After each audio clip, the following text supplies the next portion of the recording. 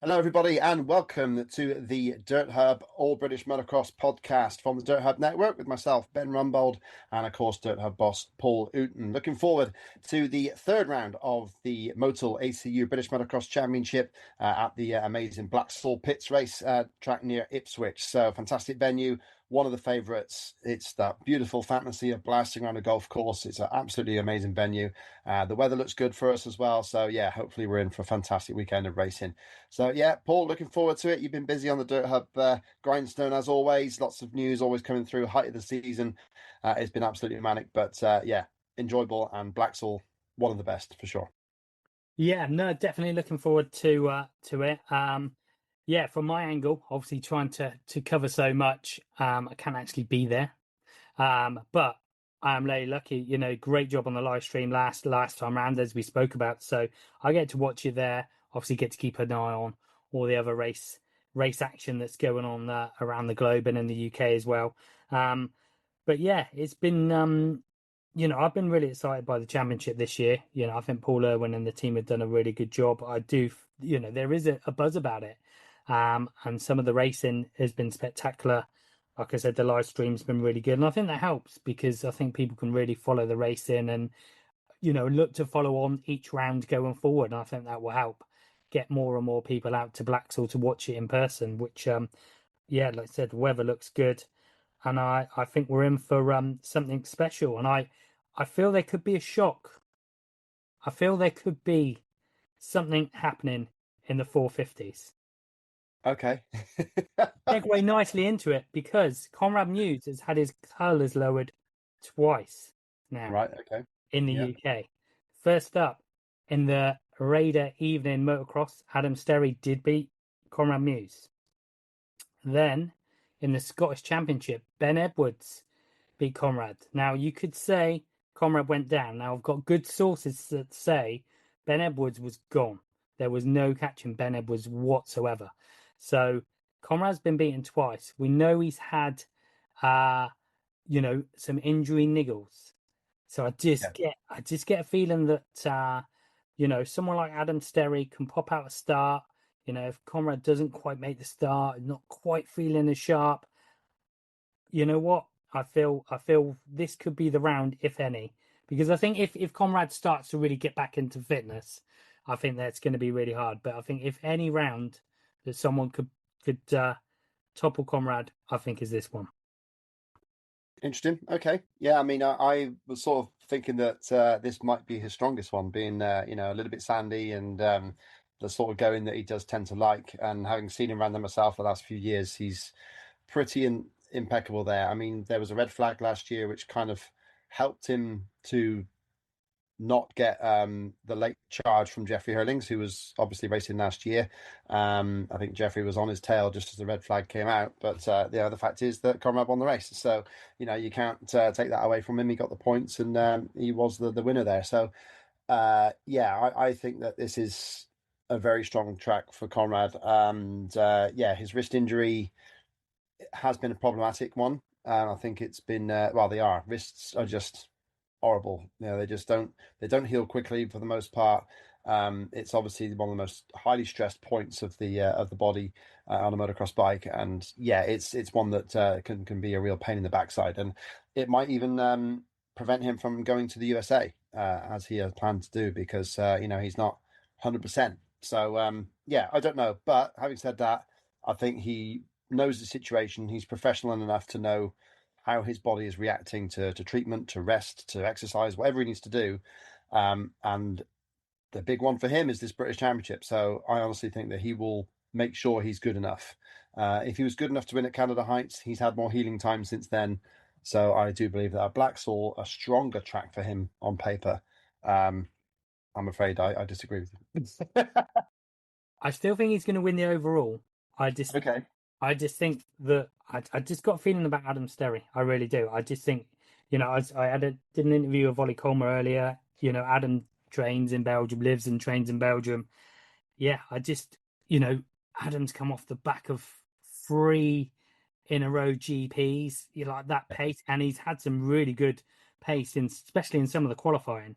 sessions. So yeah, I still think Conrad will win the overall, but I just get a feeling that maybe, and maybe it might be a case that Muse saves himself a little bit, but I just feel, yeah, it's not out of the question. Like I said, he's been beaten twice now in the last few weeks. So, Yeah. Sterry Gates, yeah, he's sharp. He's been running GP pace. Yeah, Yeah, that's absolutely. I mean, Adam's 22nd in the World Championship right now, and for comparison, that's ahead of the factory beta rider Tom Cock. He's actually a good 14 points ahead of Tom, which is a lot of results in that sort of, they're scoring single-digit figures here. So 14 points between him and a factory rider is a very good shout, and just 1 point behind Brent Van Donink, who's been getting top tens. So yeah, Adam Sterry has certainly had the practice and in amongst the pace. Latvia, a similar terrain to Blaxhall, if maybe a little bit deeper. But yeah, a similar sort of circuit. He only scored a couple of points there. But yeah, he had a rough time with things. But yeah, for sure. I think Sterry is going to be a strong one, but who knows how it goes. Yeah, so championship wise, Conrad Muse is 12 points up as well. And he will, have that on his mind, okay, everybody wants to win every race, but the end goal is the title. There's no point in pushing it, maybe making himself a little bit uncomfortable if he can just take a second and not lose any points. Adam Sterry has, sort of one eye really, because he's got 10 points over Josh Gilbert, over on Josh, who didn't ride in Latvia. So he come maybe a little bit fresher into this one, whereas, Adam's been traveling all over.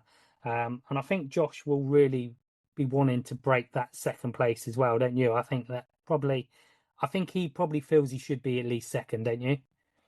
Yeah, I mean, every race apart from the very first one at Hawkston Park, where Tristan Purden got third, every race has been Muse, Sterry, Gilbert in that order. Yeah. So uh, twice now, Josh has had better starts than that and had small little crashes or off-track excursions, almost not really crashes, just going off track through a puddle at Hawkstone, colliding with some trackside banners, but somehow staying up at Canada Heights. So he's just had those little mistakes that have cost him the second places.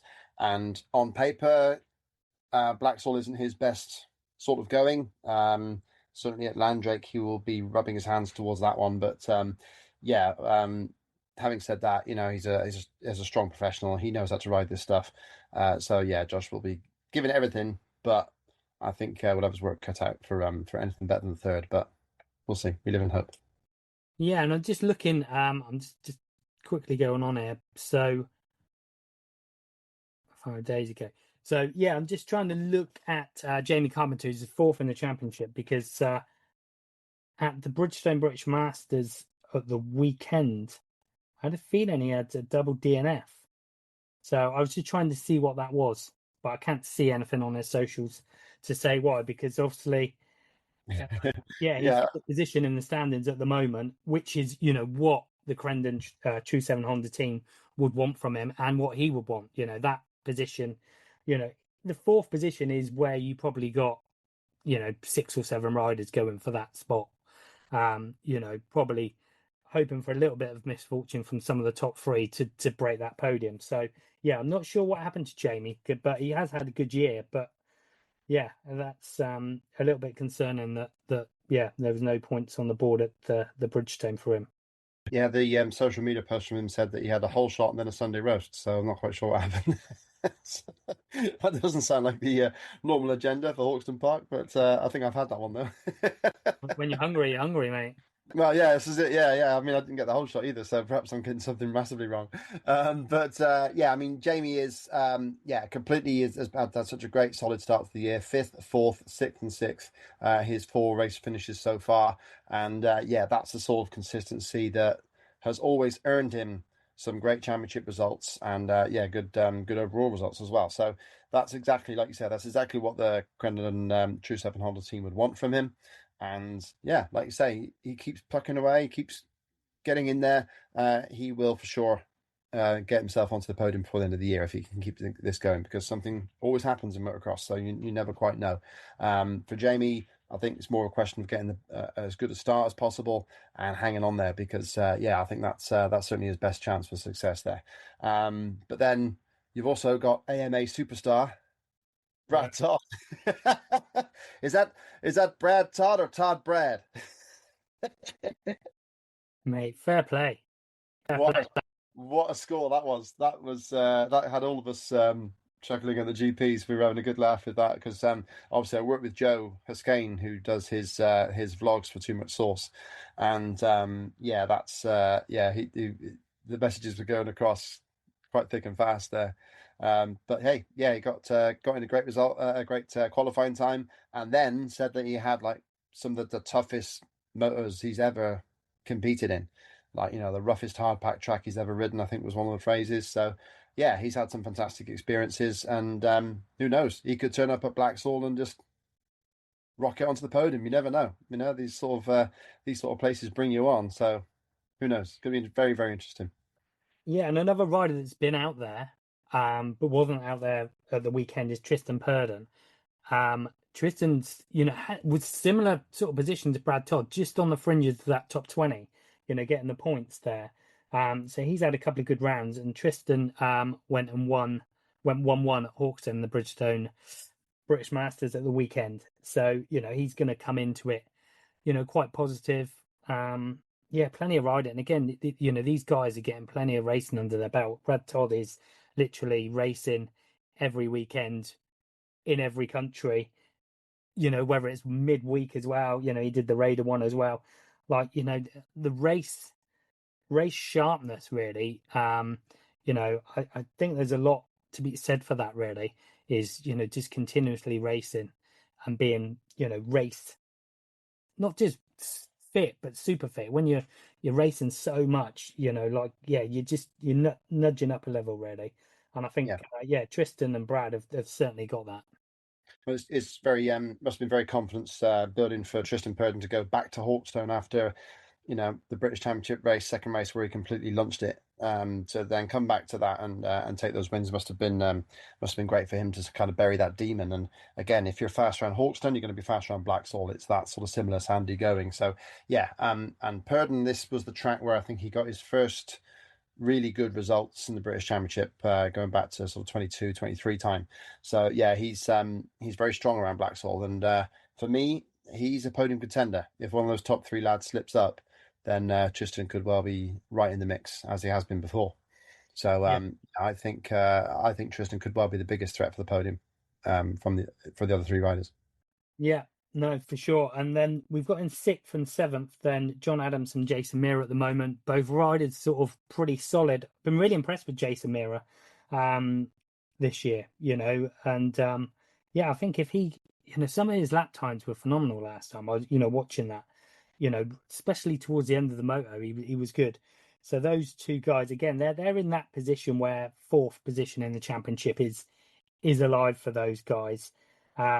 You've got Carlton Husband on the Fantic, but then in 10th, Ben Edwards, like I say, like there was a lot of praise coming from Scotland for Ben Edwards because they said he got the gate and there was no one that was going to catch him. Just a thing on Conrad Muse, the second race, he had his gear shift, his foot peg bent, so he couldn't change gear. So he could hardly keep his foot on the peg and he couldn't change gear and he was stuck in third for the whole race. So Wow. as much as Conrad did lose the first race, that was the second race, and Conrad actually did win like that.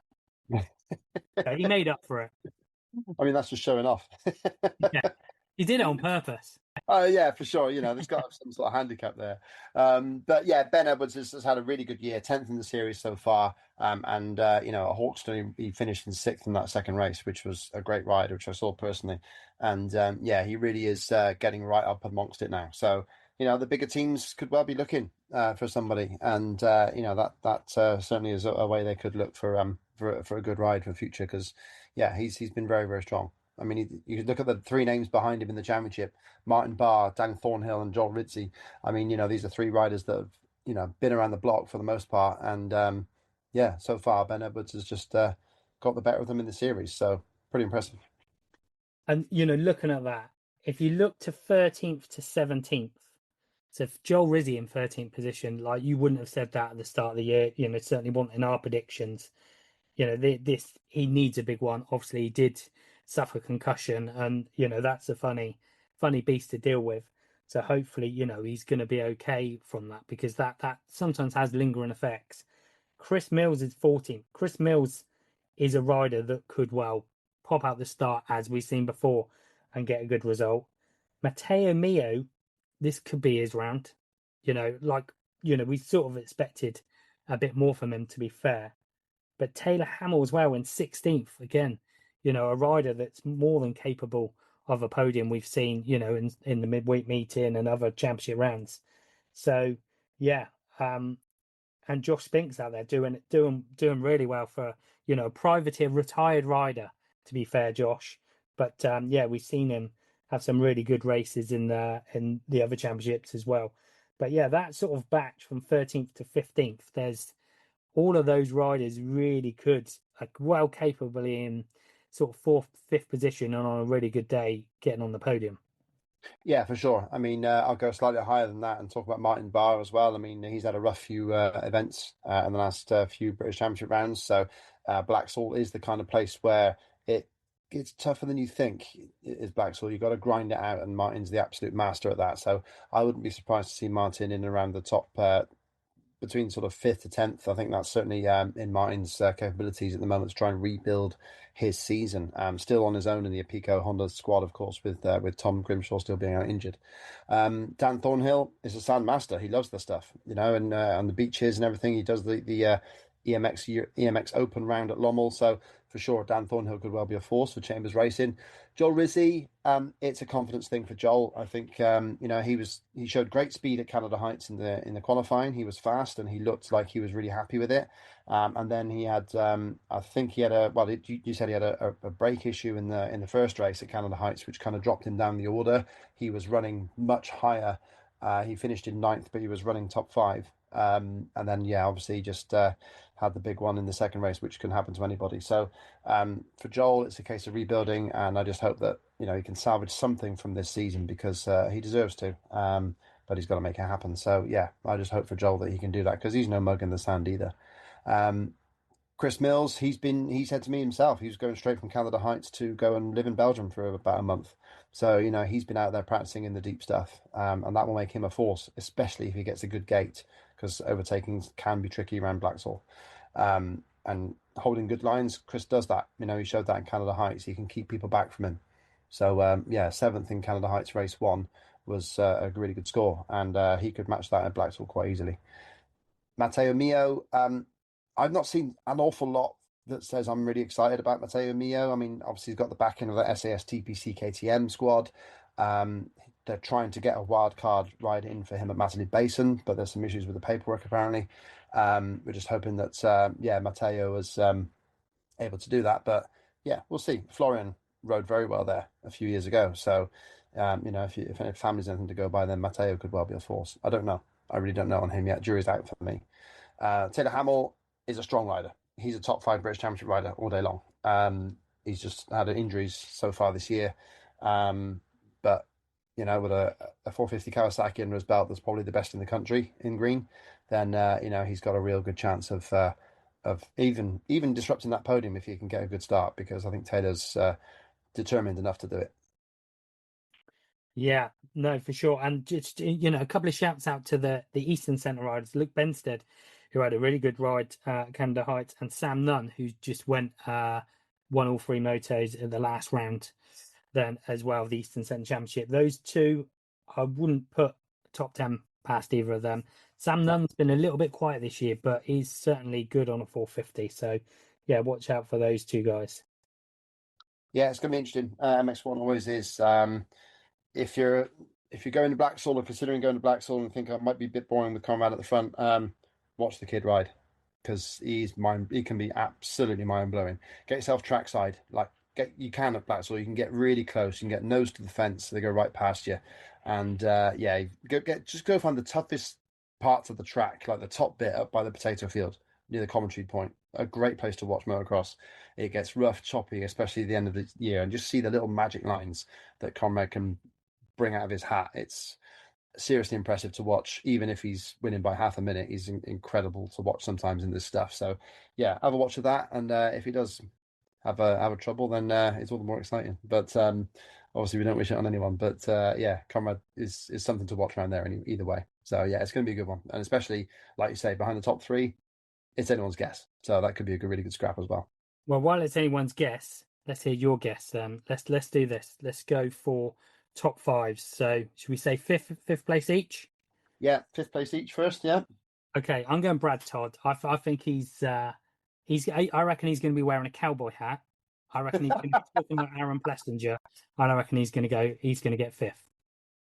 he's good. He's nicked the cowboy hat from Plessinger. You reckon? Yeah. Yeah. Okay. Well, that's really annoying because I literally just wrote his name down for fifth place just as you said Okay. it, just before you said it. So that's really annoyed me. But okay, fair enough. I can't go back on what I've written. So it was written. Yeah, Brad Todd fifth. Tristan Purdon in fourth for me. Ditto. We could well be the same all the way through here. Josh Gilbert, I've got in third. Well, I've just gone different. I'm just going to say different. I'm going to put Sterry third. I've Okay. actually written that already. Yeah, that's. I'm just because I know you're going to put Gilbert third, and I've got to try and get something back. So either I profit or I lose. I'm going to take a gamble. Okay. So then I've got Sterry second, and you're going to go, Gilbert second. Yeah.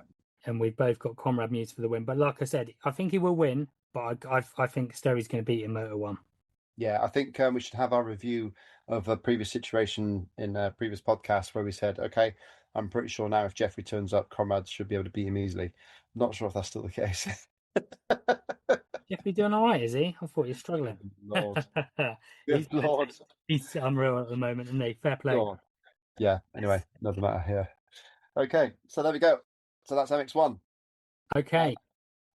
Like, this is literally pull money out of the hat thing. Random number generator. Who are we going to pick for MX2? I've got no idea. MX2. Obviously, we won't do our predictions. Let's just have a little chat about it. Tommy Searle leading the championship, and we were having a nice chat, putting the world to rights before the pod, talking about Tommy Searle, saying Tommy Searle knows what to do. He knows when to push, when not to push, how to get into the minds of his opposition. He has just got so much experience, and his hunger to win. I think he plays that down a little bit sometimes on his vlogs. Like, he is a real hungry to win guy.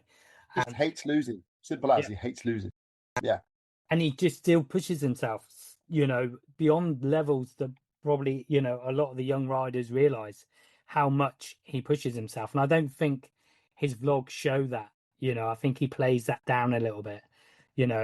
Sort of. I think he sort of goes in on the family life, but this guy works really, really hard to stay where he is. Yeah, and he is at the top by 6 points at the moment over Bobby Bruce.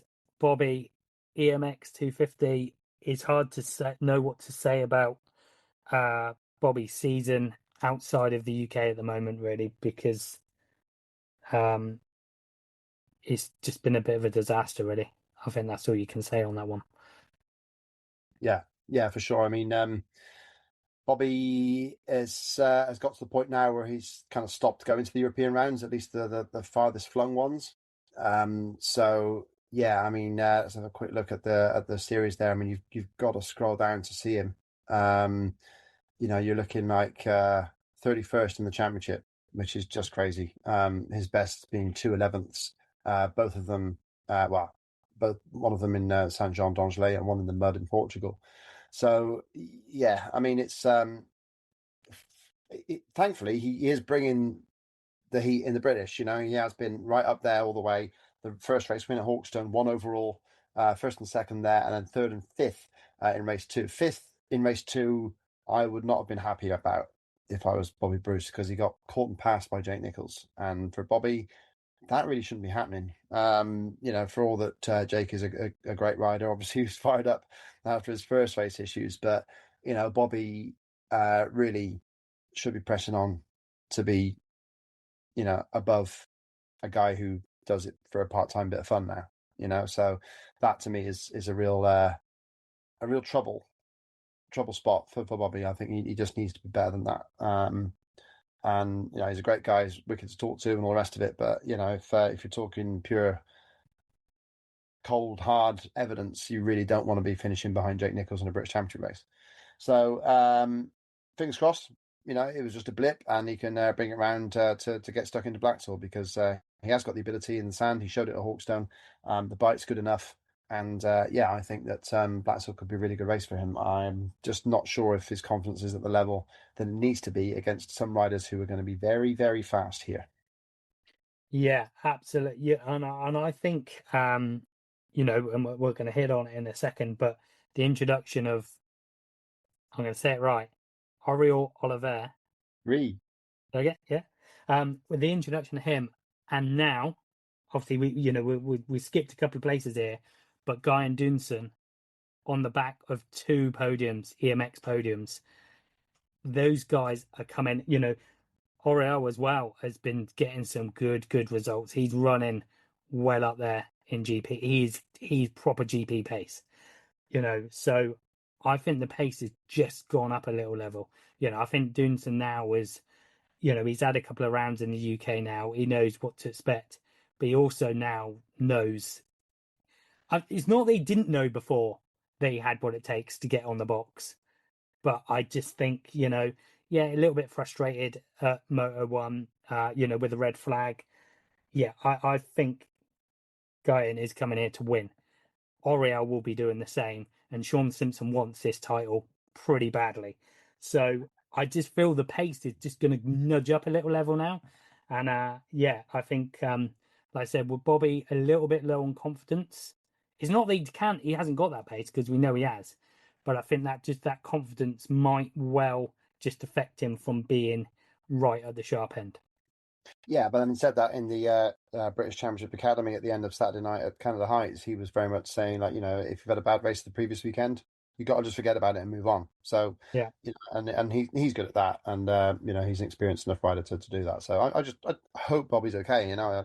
I don't wish him any ill, of course, at all. But yeah, it's going to be interesting to see. I'm just not going to quite skip to the Gabriel guys quite yet because I think we need to just have a quick moment to really show some appreciation for the rider that's fourth in the series. ASA United Gas rider, a rider that took the Big Wheel 85cc Championship to the absolute limit, so close to winning it back in like 21. And since then he's been working his way forward under the radar, not really massively appreciated. Ben Musto is fourth in the championship for ASA United Gas. Let's just put that out there. The only riders in front of him are Tommy Searle, Bobby Bruce, and Billy Askew. Three riders with so much more hype, and even in the case of the first two, so much more experience. And Musto is right in there amongst them. Fourth, seventh, fifth, and sixth are his results. Brilliant consistency, and that's why he's there. He's ahead of Gian Dunson, he's ahead of Charlie Heyman, Ollie Colmer, riders with a lot of experience and a lot of other races going on. So for Ben, that's brilliant. If he can keep that going, then he's going to have a stellar season and really be a prime contender for a top ride if any one of them is going at the end of the season. But yeah, Ben, I'm just going to sing his praises because he's a Gloucestershire lad and he deserves it because yeah, he's right in there. His name is right in that top four. So that's pretty impressive. But then, yeah, the Gabriel boys, like you said, Paul, Sean Simpson will be going to Blaxhall very nervous because he said to me he always has done. He had his career-ending injury there. His career-ending injury there. Not that it's laughing matter, sorry, Sean. But yeah, he had that injury there that finished his career.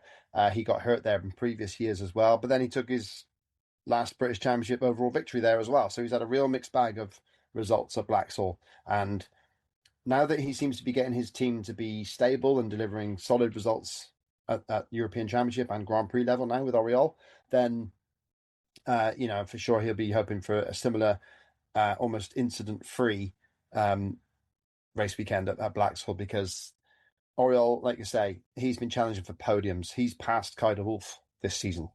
He has been right at the sharp end, and it's been great to see career best finishes for him so far. He's responding to the tutelage of Sean Simpson. You can see how much he's listening to him whenever they talk in the paddock. He really is attentive, letting Sean talk and taking it on board. And Sean's appreciating that. The team's all appreciating that. They're rallying around together. They're improving the bike for him as much as he wants. And yeah, he could be a real force. I would not be surprised to see him on a GP podium. So for my mind, he is just a level above the rest of the British Championship right now. And for Gian, I know, sorry, running a bit tight on time. Guillaume Dunson, I think as well, is another one who's just starting to put this all together. And yeah, for sure, he's fifth in the series now. He's 30 points down. So to win this series now, he has got to turn it around with just 5, 6 rounds to go. Yeah, and that means, he's going to have to get some riders are going to have to get it between him and Tommy. But then you've got his teammate to think about as well. You know, I don't know, coming towards the end of the season, there might well be team tactics in mind. That I don't know if Sean is averse to that, but, that's to think about. But it might well be the same. It could be a team battle because obviously we've got Billy Askew in third in the championship.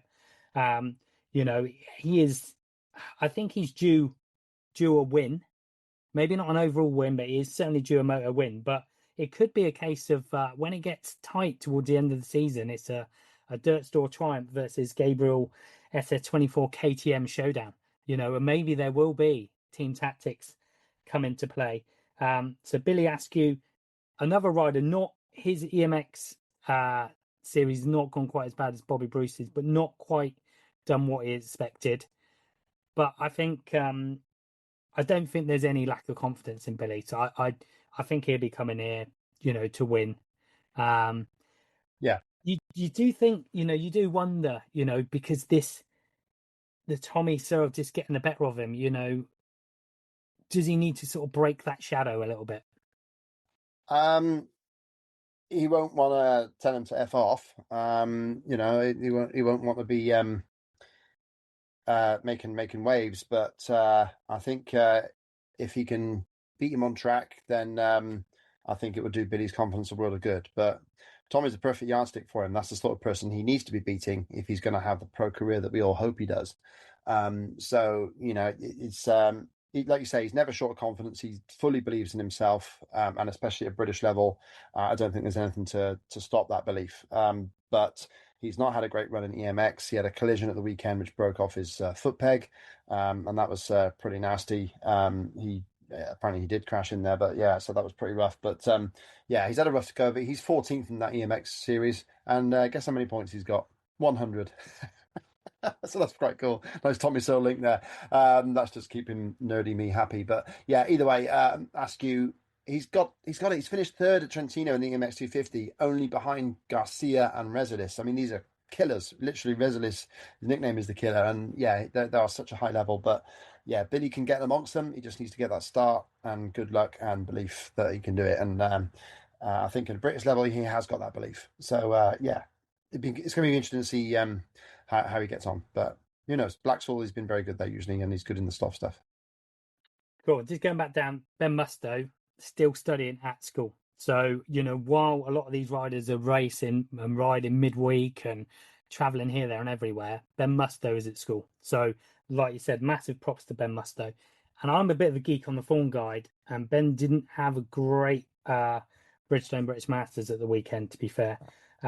So, yeah, so I'm not sure what happened there. He did have a DNF in the second race, but I don't think he was featuring up there. But he didn't have the best first moto either. So he finished behind in terms of MX2 riders. He did finish behind Charlie Heyman, Freddie Bartlett, and Josh Vale in that one.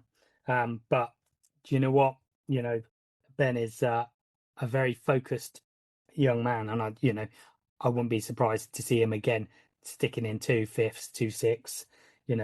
Solid results throughout. Yeah. A rider that I was just going to mention, then Charlie Heyman. He was the top MX2 rider in the Bridgestone, and he was mixing there with the 450 riders. So that's worth a mention there because Charlie, I think we've been waiting quite a while for a big result from Charlie Heyman, and yeah, I think that might do him well. Obviously, he's had a few spins in America. He did miss the Scottish Championship round because he was leading the series in that one, so he did drop out of that one.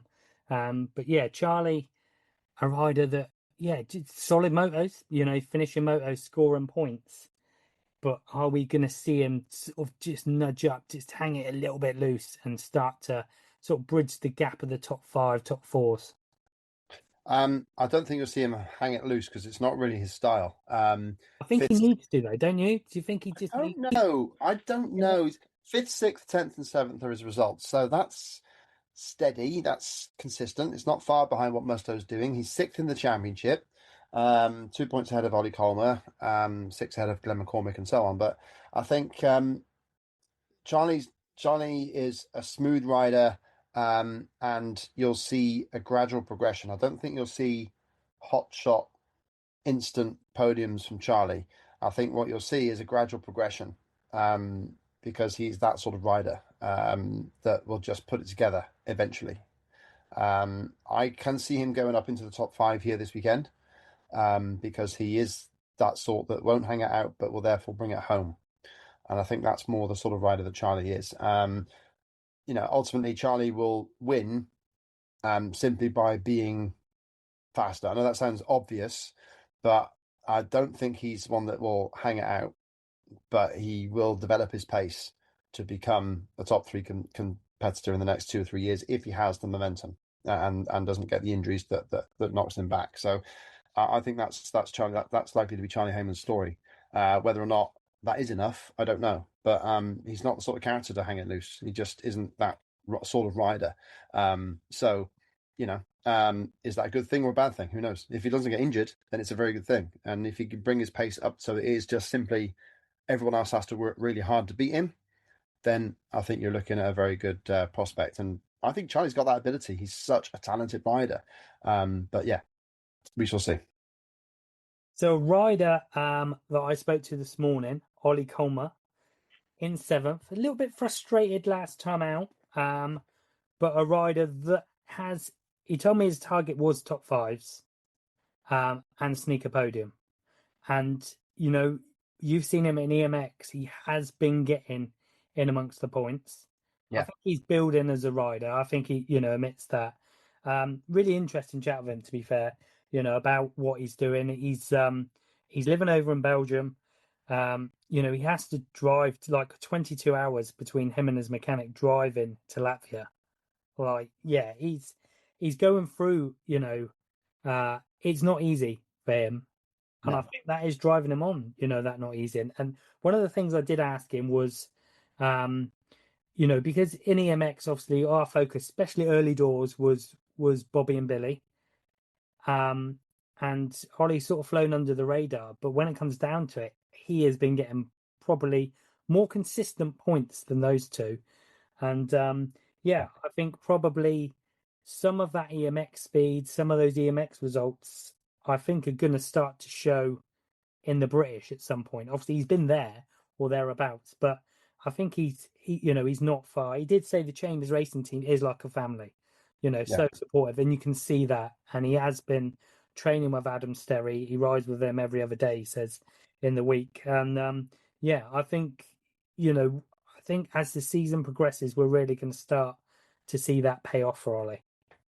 Yeah, he's serving the apprenticeship, I think, is probably the best way I can describe Ollie at the moment. I think, looking at his results there, he's 26th in the European Championship, tied with Hakan Osterhagen, who's having a really weird one, racing MX2 last year, and now he's got dropped back down. And yeah, it's been all over the place. But Ollie's actually scored points as many times as Billy Askew. They've both had 9 point scoring rides from the 16 races. So, for sure, getting in there as much as Billy has, although not quite to the same height in terms of the results, then, no top fives as of yet. But the most recent race, and again, this is in Latvia, the deep sand, where plugging away and determination are going to pay.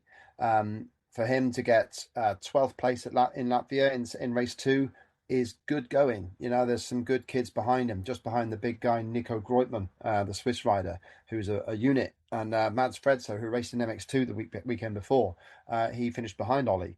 So for Ollie to get up there amongst those guys, that's the sort of apprenticeship that Ben Watson talked about these riders needing, getting in there. And even if you don't get the scores, you keep on going, you make sure you cross that finish line. And he does get across the finish line more often than not, even if it's not always in the points.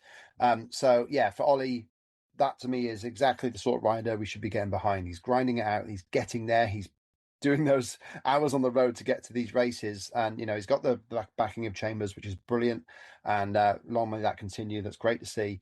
And for him, he's alongside Adam Sterry there. They're in a modest setup. It doesn't look massively impressive at all, but it does the job. They get in there, and he's obviously sharing notes with Adam Sterry, who's right at the pinnacle in MXGP. So for Ollie, I think that is great foundation. We saw that at Hawkston Park when he got a great fifth place overall.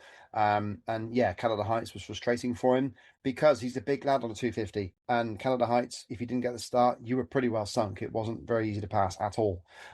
So, from that side of it, Blaxhall, he's a good sand rider. And I think that, with the decent starts, Ollie could well be a top 5 contender this weekend as well. So it'd be interesting to see what he can deliver. But Ollie is one that I like to watch. I always cheer him on. I want to see him do well because he really is putting in the work right now. Cool. And on the other end of the spectrum, which is a bit of an MX2 thing, an eighth and ninth in the championship, then just behind Ollie, Glenn McCormack, then steady, always scoring points, always there. And I tell you what, I think he could nudge up a few spaces in this score chart based on just that. And then ninth is Jake Nichols, who had a really eventful Canada Heights, as everyone knows, but showed in that second moto, passing some really good riders, that he still has pace. He might well be doing it now more as a hobby, as a weekend away, but the guy can still haul if he needs to. Oh, serious pace, and of course, his big depot is around the corner from that place. So, for Blaxhall, he knows this place like the back of his hand. So, yeah, don't be surprised to see Jake up in the top 5 again. I think okay, like he says, I mean, the fitness is not something he can work on. He's a full blown CEO of a massive company. He's right up there. He's like the big boss. Can you imagine your boss going out and doing what he does? It's incredible. So, but yeah. He does the job, and yeah, if anything, Canada Heights showed that he's still got the fire in his belly because, yeah, he was not happy to get clipped by Olive. I'm not going to say knocked off because it was a joint crash, but yeah, either way, he wasn't happy, and he showed it, and that was quite entertaining. But yeah, that's what we want. A bit of fire, a bit of controversy is always a bit of fun, and yeah, Jake is ready to bring it. Clearly. Cool. And just going down, Josh Vale in 10th in the standings. I think he's building himself back up because he had the injury early doors. British youth champion.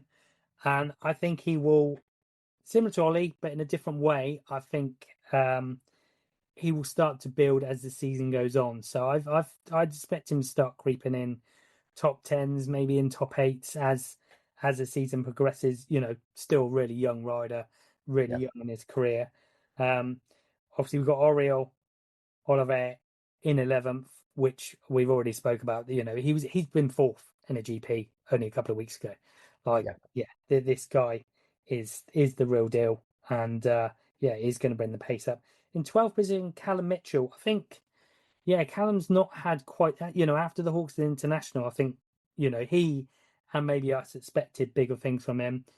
When I interviewed him at the start of the year, he was not playing it down like he doesn't have any pressure. He is there to enjoy it. He's riding a bit of speedway as well. He is there just riding his bike and having fun. Sometimes that plays into your hands though. Sometimes there's meetings where everybody just feels that pressure. And if you're a rider not feeling it, that's where you come to the fore. So I could see that happening at some point this season where, the pressure gets to others and he's just cruises along and gets a good result because he's certainly got the speed. Yeah, for sure. I mean, Callum's results at Canada Heights, actually, when you consider what happened, he was involved in first lap issues. He got stuck on the start line in the first race. So to come through at Canada Heights, where it's well known it wasn't easy to pass, 14th and 15th are actually not bad results considering it was a full grid, full lineup. He had to work very hard to get there. So yeah, fair play to Callum for that. I think he's got pace. I think that he's working well with that bike. He looks good on it.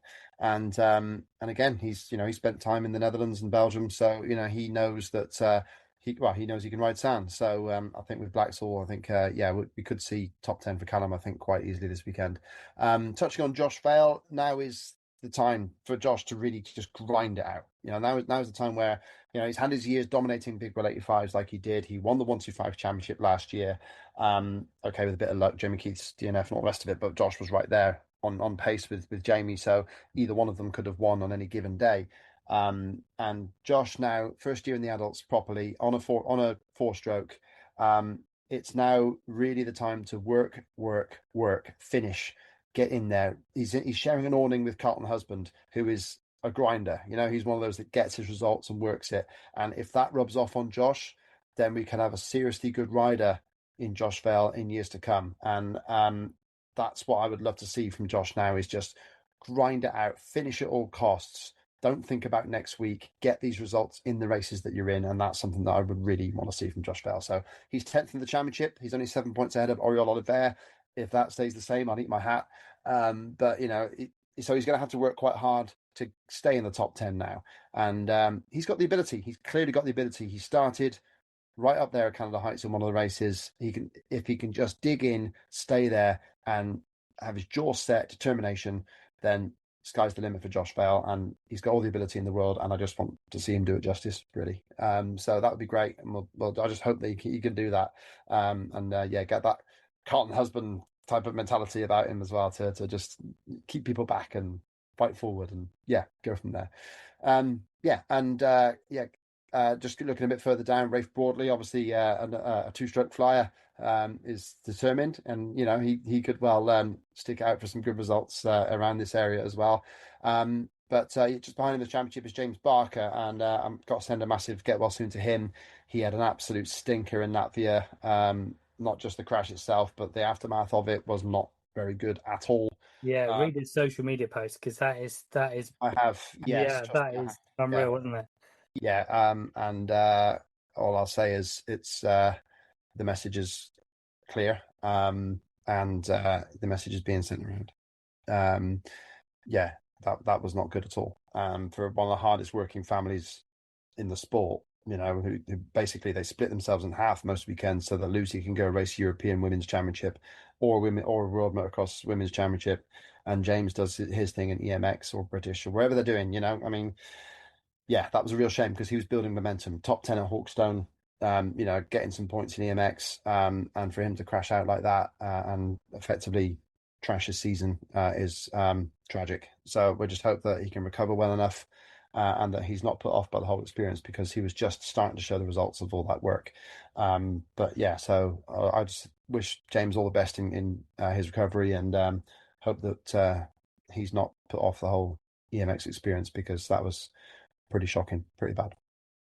Reiterate that for sure. Just speedy recovery to him, because we need, like I said, riders like James. Like I said, he was building up, and he was always there, and that we had a big chat previous before the record button about finishing races, and he is a rider that literally the British Bulldog spirit. We want the British Bulldog spirit back. We're talking about Sean Simpson. Like, it doesn't matter how rough, tough that track is. It doesn't matter how treacherous the conditions are. You just keep going, keep plodding around, picking up point here, there, while everybody's falling by the wayside. And there's so much said for that. Both James and Lucy are like that. I mean, Lucy's had some horrendous experiences in WMX. She's been taken out left, right, and centre twice in Sardinia, knocked down in the first lap, and she never pulled in. She still pulled through the pack and got into the top 15, which in WMX she's got that speed to do that. So you just never know. You've got to finish, and James was one of those who was grinding out just like his sister, and it's just a real massive tragedy that he's hurt himself now and had such a bad experience. So hopefully he'll be back soon and able to at least get back on track towards the end of the year and build for 2026. Cool. And then before we make our predictions, so best wishes to James. Before we make our predictions, a couple of riders I want to mention. Max Harris, who's now leading the Scottish Championship. Then Charlie Heyman did miss one, but Max has been riding really well in Scotland. Freddie Bartlett, you got to remember that Freddie is only 15. He had a good first race at the Bridgestone. What do you have with Tyler Hooley? He's starting to build some momentum up. And as we said, Florian Mio, he's a rider with some talent. Like I just feel if he could make a start, he might well put himself in the mix as well. Yeah, he did. He was battling with Conrad in the MX2 class not so long ago at Blaxhall. I think 2022, he had a real good ride there. So, yeah, Florian is a real character, and this sort of going is right up his alley. So, yeah, it'd be interesting to see if he can put himself forward there. Just the one race finish so far. So, yeah, we'll hope that he couldn't actually make it into the country for Canada Heights. So that was a real issue. But hopefully he's sorted those issues out and, yeah, got things set up and looking to put two good weekends together, Blaxhall and then hopefully a wild card at the GP for him. Yeah, no, for sure. Right, time. It's time, Ben. You go first. Oh, okay, yeah. In MX2 at Right. Blaxhall. Fifth overall, I'm going to say Charlie Heyman. As I said before, he's that kind that will not hang it out, not crash, hopefully. And yeah, fifth overall for Charlie Heyman. I want him to hang out. Because I think he can go faster than he believes he can go. Okay. And I think if he was just to get a little bit ragged, I think he'd realise that he can go quicker than he does. Because I think he's got the talent. I know he's not, probably not, but I just feel he needs to. He probably listened to this and thinking, I hang it out. I am really working my guts off. If you guys say that I'm not working, I'm going to kill you. But he's not that guy. But I mean, yeah, he tries. I know he tries very, very hard. It's just one of the smooth riders it doesn't show. I think that's the biggest thing. I think that shows his talent because it doesn't. Do you know what I mean? He is so smooth, and that's what I mean by that. Is I believe he can go so much faster because I believe probably feels like he's on the ragged edge. He probably feels like he's on the ragged edge. These smooth riders. He doesn't look it because he is so tidy. He's such a tidy rider. I'm going for Ollie. I'm going for Ollie Colmer in fifth. Yeah, I think he's continuing to build, and yeah, I think he's going to have a good one. Fourth overall, I've got Ben Musto. Okay. Come on, Gloucester. You're real local, aren't you? Flying the flag. I'm going for Billy Askew. Fourth. Mm-hmm. Okay. Over to you. Third. Third, Tommy Searle. Okay, I've got Tommy in third as well. I think we got the same top two. I think we have, but I reckon we're probably slightly different. Go on then. Okay. Guillaume Dewinson, second overall. Okay, I've got Oliver. I've got a funny feeling. I think Gian is he was so bummed previously, and now he's so hyped. I just feel he's just gonna be on a crest of a wave, and I reckon he's gonna beat his teammate. He's going to be a handful. So yeah, I've got Oliveira as the overall winner personally, but I just think he's got too much pace for everybody around there. But yeah, it remains to be seen if he can be roughed up. But yeah, I almost expect him to be slow in qualifying so that he doesn't have the first gate pick and let people get next to him on the line. What do you think Sean would say if he gets roughed up by his own teammate? Will he say fair game? Is a race is a race, or will he give him a bollocking? I don't know. I part of me thinks yes, he will let them duke it out, but another part of it will be like, yeah, they really want to win the title. But like I said, Guian's 30 points back from Tommy right now, so that's difficult. And then another 30 points back is Oriol. So I think personally, that's very tough to make back. You can almost forget the title at that sort of level. You don't know really. But against somebody as consistent as Tommy Searle, even Bobby Bruce is still only 6 points back from Tommy. So I would be very surprised if these kids can reel them in, even if they beat him every race. So, it's going to be very tough. So we'll see. But yeah, I think personally, I think Sean will probably just let it happen. They go out there to race, and as long as they're first and second, it doesn't really matter what order they're in. I can see though,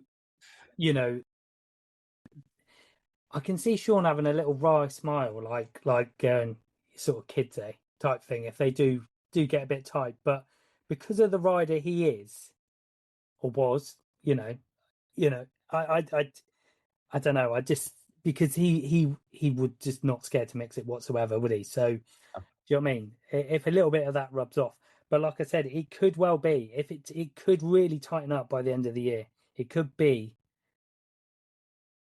Gabriel SS24 versus Yeah, Dirty Door Triumph yeah. showdown at the final round, and they Yeah. could be some team orders. That would be Well, I mean, interesting. I'd love to see that.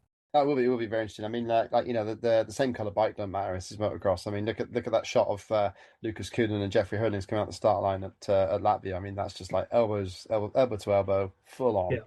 Let's bring it. So if Paul Irwin could orchestrate that so that we get a final last round, that would be great. Paul's saying as if I haven't got enough to do. Yeah, if he could just, yeah, you know, but yeah, love a last race decider. Yeah, it'd be good, especially between the teams. Yeah, it'd be fun. So yeah, right, 125. 125. So obviously the One big two news fives. One is two fives. yeah, the big news. Jamie Keith, unfortunately, looking very likely that he's going to miss the rest of the year. Obviously, it had a torrid time at the start of the year with injuries. Looked like he came back, maybe tentative from his angle, but still looked pretty darn good at Canada Heights to go 1-1. Didn't have it easy, had to work hard for it. But now the news, then training in Germany, he's, as he's put it, made a mess of his ankle and looking very likely that his season is over. Yeah, I mean, I think from that side, it's just get it fixed. Is the big issue there. I mean, Maxime Renault had a similar foot injury, and it ruined 2 years for him. Really, he wasn't the only just come back from that at the start of this year. So yeah, feet, ankles can be a nightmare, a career killer. So he needs to be on it medically, and doing everything his physio says he should do. And I think he's got good medical help. So yeah, as long as he's got that medical help that's right, then yeah, just obey, because don't push it, because otherwise, yeah, he'd have an issues for the rest of his career. And right now, it is the worst possible timing. So we all know he's got pace, ability in by the bucket load, and you know he's got Yamaha behind him, which is the good thing, and hopefully then they will stick with him so that he can bring through. I mean, Yamaha Europe have been very faithful to the likes of Renault, Hertz, people who've gone through the mill. So hopefully they will see also that the talent is there, and that Jamie can bring it around, because to come back from his two broken collarbones and win Canada Heights says something for his character. That's brilliant. So, if he can do this with his foot injury, but he's just going to need the patience and the grit to get through it. But yeah, it's such a tough time for Jamie. What a horrendous year. So yeah, we just hope that he can pull through and join us again next year. Yeah, speedy recovery to Jamie. Like I said, it just, after such big highs at the end of Uh, last year, just the worst. yeah, it's just been really tough. But no doubt in his talent, and I'm sure he will come good next year for sure. So it means the title fight really has sort of opened up, because we thought Jamie was in that title fight. We thought he could still reel in those points. So that's not going to happen. At the moment, Ryan Waggett leads the standings with 88 points, and looking good. But he didn't. Charlie Richmond, did have the handsome measure of him at Canada Heights. Charlie's had another couple of EMX 125 motors as well under his belt, and looked pretty good. We've seen Hayden Stat over in Latvia too, the only Brit to make that trip, I think he was, and certainly showed speed in qualifying. So we've got those guys, and Drew Stock as well has got EMX 125 speed and points under his belt as well. So it seems to be, it looks like that in the points, and it seems to be, on the track, that it's those four are going to be in the title fight. Yeah, I mean, it's quite interesting to see the comparison, because we've got Ryan Waggett there. I think he's in a completely two-stroke loving family. I mean, he's even said like his future is two-stroke. He'll go a 252 stroke in the future. So he's very much sort of focused on that kind of path in the sport. But he was fantastic at Hawkstone. Really, really great results for him there. And then you got the kids who are beating the EMX campaign trail. What was amazing for Charlie Richmond was the second race in Germany. He's got the best result of any English rider in the EMX 125 class this year, which is 13th. That was a great ride for him, considering it was his first attempt at that class. And he rode fantastically. So that was really good to see. Oh, sorry, Jamie got a 11th in France. So sorry, my mistake, my mistake. Sorry, Mr. Keith. But yeah, Jamie did get 11th in the second race in France. But yeah, Charlie's still 13th there in the second race in Germany, not to be sniffed at all in his first attempt. So that was brilliant. Hayden has had a rough go of it. Showed great speed, like he's good in sand. So in Latvia there to get sixth in his group was fantastic. Some good riders behind him. But yeah, just didn't get the luck in the races, which has been kind of the story of his year, really. He's had 3 scoring races with a best of 17th twice. But Hayden can be a good starter, and yeah, with a bit of luck, you can deliver some good results. Drew Stock, 33rd in that championship, EMX that is. He's actually scored more than any other British rider in terms of how many times he's scored. He's scored a total of 6 times. So that's solid. That's really, really good. But yeah, working hard. Didn't go to Latvia. So maybe he's just had a bit of rest now, so he can build for Blaxhall this weekend. And one thing to mention, that Hayden Stat and Drew Stock are really young. These are Oh, really, like, they're super young. Like Ryan Waggett is 18, but these guys are 15. Like they are young lads. And we said it earlier. Massive kudos to these guys and their families for getting them out to Europe and racing and getting that experience, which is just at 15 to have that under your belt. Like, that is really going to stand them in good stead going forward.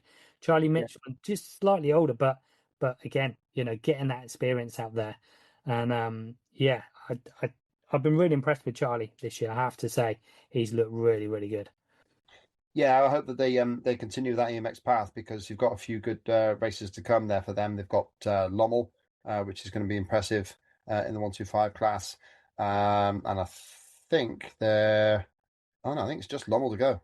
Oh, Lommel and Finland. So they got two more rounds left to go. In the sand as well. Finland will be sandy, I expect, and of course Lommel is sand incarnate. So yeah, we'll see how it goes. But yeah, fingers crossed for them to keep beating that trail, and then finish it off with a strong British Championship would be nice. And it's going to be this 125 class could be very, very good at the end of this season. It's going to be some cracking racing for sure.